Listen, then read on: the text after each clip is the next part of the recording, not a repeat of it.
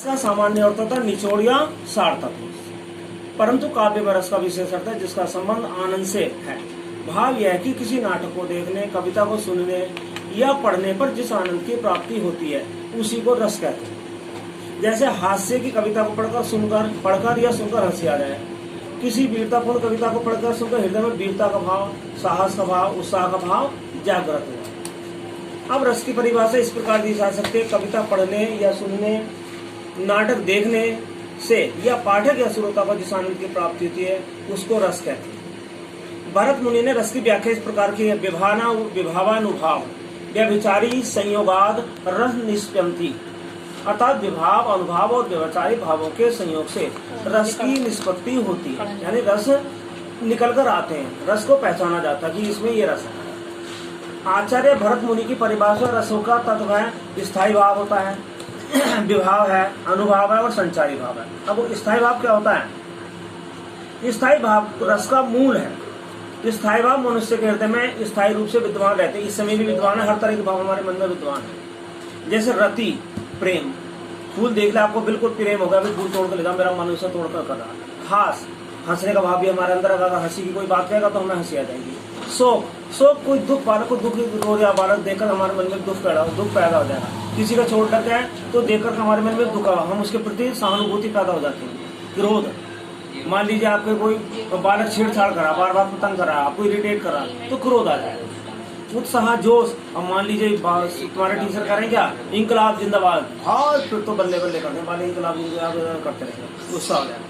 भय, डर, अब मान लीजिए सामने से क्या जाए, बंदर आ जाए तो तुरंत डर जाते हैं, तो मन में भय का भाव पैदा हो जाता है। घृणा, घृणा जैसे आप जा रहे हैं यहाँ से और नाली में से कूड़ा निकला पड़ा है, गंदगी बुरी बदबू आ रही है, तो आप क्या करते हैं, नाक में कपड़ा रख लेते हैं, छी, तो ये घृणा का भाव पैदा हो जाता है। या किसी बुरी चीज से हमें नफरत हो जाती है, वही घृणा का भाव। विस्मय, आश्चर्य, मदारी ने खेल दिखाया, नई नई चीजें कल के दिखा रहा है, वो आपको क्या होगा, आश्चर्य हो गया, अभी कैसे बना रहा है इसे, तो विस्मय का भाव पैदा हो गया। निर्वैध, वैराग्य, कभी कभी हम क्या करते हैं, मम्मी ने आपको आशा लग रही, मम्मी से करेंगे शिकायत, तो उसकी भैया की, और मम्मी ने डांट दिया, फिर सोचते पापा से करेंगे शिकायत, पापा ने डांट दिया, वहाँ करेंगे शिकायत, तो बस मन क्या करता है, बिल्कुल अब सिर उसमें क्या करते हैं, अपने लिहाज में सिर देकर पड़ जाते हैं, या बस आराम से लेट जाते हैं कि कोई हमसे बोले ना होगा। उसी तरह से महात्मा लोग होते हैं, उन्हें दुनियादारी से, ठंड से, गर्मी से, बरसात से, सर्दी से कोई मतलब नहीं होता, तो वो निर्भाग्य कहलाता है, निर्वैध कहलाता है, वैराग्य का भाव।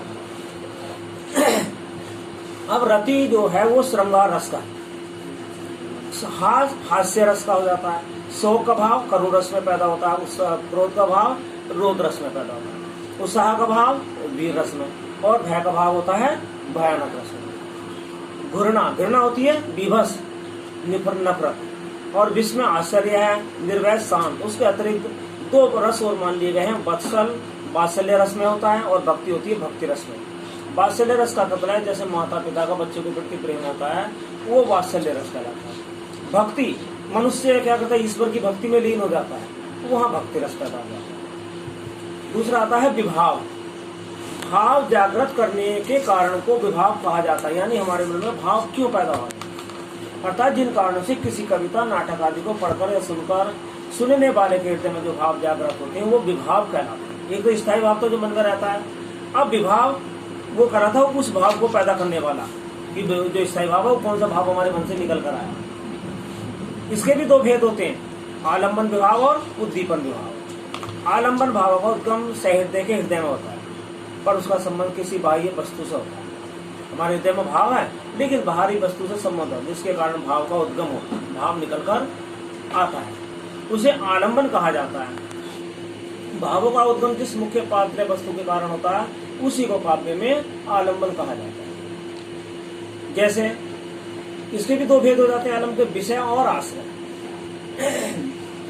जिस व्यक्ति या वस्तु के कारण आश्रय के हृदय में स्थायी भाव जागृत होते हैं उसे विषय कहते हैं। जिस व्यक्ति या वस्तु के कारण, मान लो बालक रो रहा, उसके रोता हुआ देखकर हमारे मन में क्या हुआ, दुख पैदा हुआ, शोक का भाव पैदा हुआ। उदाहरण, अभिमन्यु की मृत्यु पर उत्तरा के द्वारा विलाप में उत्तरा आश्रय है, मतलब अभिमन्यु की मृत्यु पर जब उत्तरा रोने लगी है तो उसका विलाप का उत्तरा आश्रय हो गई, और अभिमन्यु मृत्यु का विषय है, तो उसकी मृत्यु के कारण वो रोने लगा। उद्दीपन विभाव, और इन भावों को जो जागृत करने का काम कर दो, दीप्त करे, रोशनी दे, ज्यादा बढ़ाए, वो कह रहा था उद्दीपन विभाग। जैसे सीता जी की खोज में श्री राम वन वन भटक रहे थे, पक्षियों से पूछ रहे, पशुओं से पूछ रहे थे, तो यहाँ श्री राम आश्रय है, जिसके मन में दुख का भाव पैदा होता है वो आश्रय होता है, और जिसके कारण होता है वो आलम्बन होता है। किसके कारण हुआ? सीता के कारण, तो सीता आलम्बन हो गई और आश्रय हो गए यहाँ पर श्री राम। और उद्दीपन क्या?